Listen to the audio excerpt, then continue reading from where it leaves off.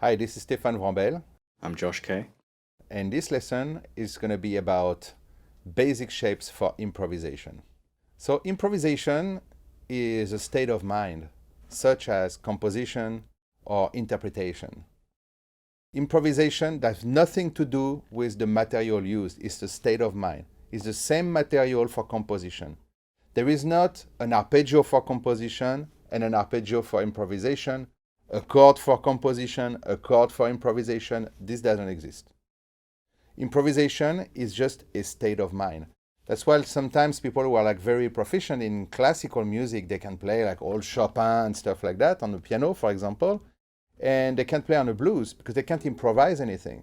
It's not that they don't have the technical material, they have like all the harmony possible, all the rhythm, everything, but it's just the state of mind. That's what changes. So that's the first aspect of it, is the state of mind. But there is still like foundations and layers of things. In reality, improvisation is really based on the knowledge of harmony and rhythm. Harmony is the science of chord, is the grammar of music, and rhythm is its own thing. It's like another kind of science in music. So this is a mix of knowing rhythm and knowing harmony. But there is no methodology for improvisation. It is a great mystery. Improvisation, creating a melody, whether it's composition or improvisation, creating a melody to be written or creating a melody to be improvised is a great mystery. This, no one has the key and there is no method. We are left in the world of instinct. So, but things can be learned anyway to take any direction. But for improvisation, what is important is a very living context. So things go very fast. So it's important to manipulate at first a simple material, simple songs and simple progressions with simple harmonic material. Once the harmony fits the chords properly, then you can start doing melodies around that harmony. Then it develops over the years, it gets more and more complex and all that stuff. Then you add vocabulary and all. But what is very important at first is to associate those little shapes with the big chords. That's how I conceive improvisation at first. So let's say, for example, we're going to take a G minor blues. It's very guitaristic. It's like a very stand-up type of progression. So the first thing is to identify the structure of G minor on the fingerboard. So for example, what I do is I leave out the bottom two strings for now. I'm going to take the last four strings. So in G minor, I see that big chord of G minor, and I take the last four strings. So now I take the second chord of G minor here. See, it looks like a D minor, but in G minor. That's the second small position, small shape. And then the third one, we have that bar chord here. And I just don't bar and don't add that low G. So now I have those three shapes.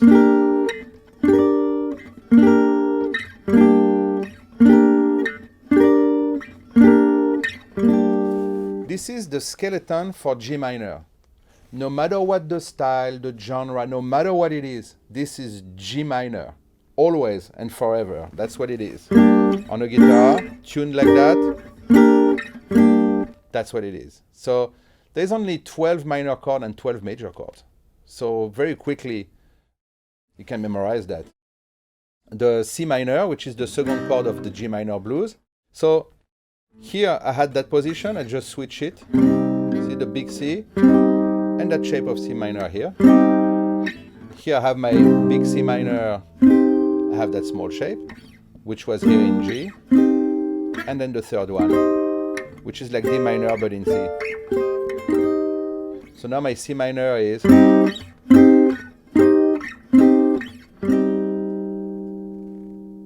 And the D, the third one, D7.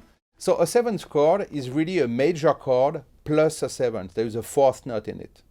But at first, it's good to see its first nature, which is a major chord. In a lot of classical music, you don't have a 7. You have a 5-1, and it's a 5 major to a 1 minor. No problem with that, you know. The sevenths we can add, but we don't have to. So it's good at first to see this simple shape that fits for the 7th chord, the major chord, the major 7, major 6, whatever is major. It's always that one shape. So it's easy to think about as like a foundation, at the center of that spiral. So for the D, we have that D chord here. We just add the F sharp, and boom, we have that shape here. Okay, so we have that D chord here. I take those 3 notes, and I add the top one. And then the big chord of D here, which looks like an F, but in D. So I have those 3 very simple shapes. And now the whole goal is to fit them within the song. So let's play the 1, 2, 3, 4.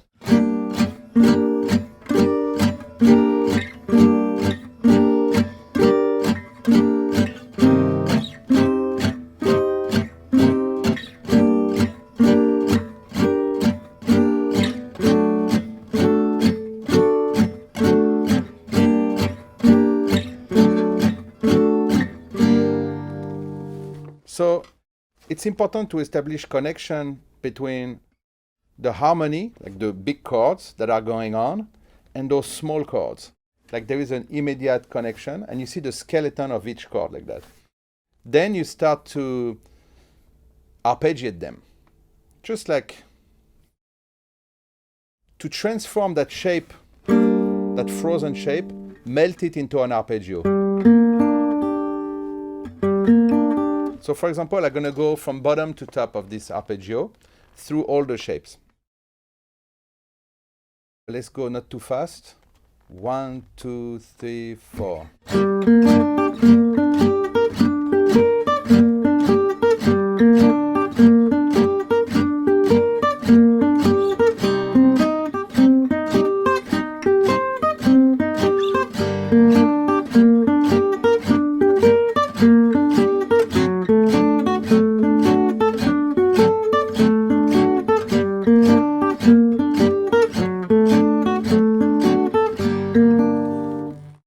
For example, so it starts to be like to melt a little bit around the chord. So then all up, all down, meaning coming from the top note to the bottom. So all down is all going down from the top note to the bottom. 1, 2, 3, 4.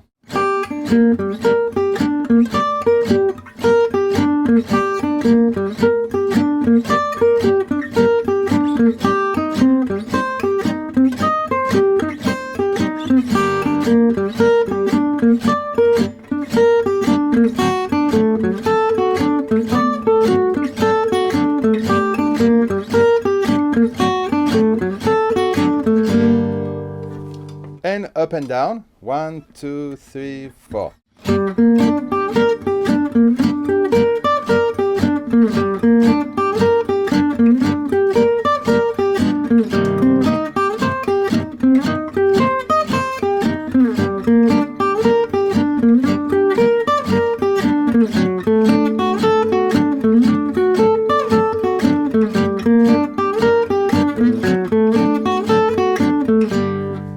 And down and up. 3, 4.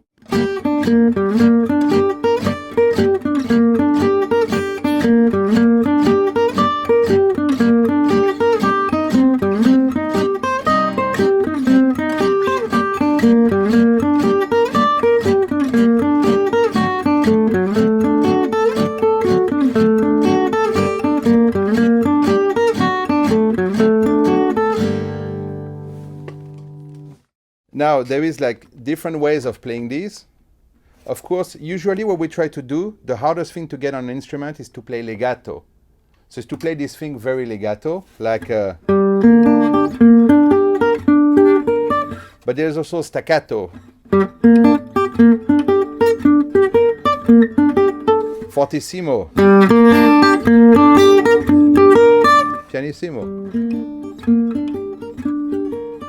So it's important to start working with these exercises like that, with the different dynamic, the different ways of like picking and all, to get the different tones. It's not all about notes. It's also about tone.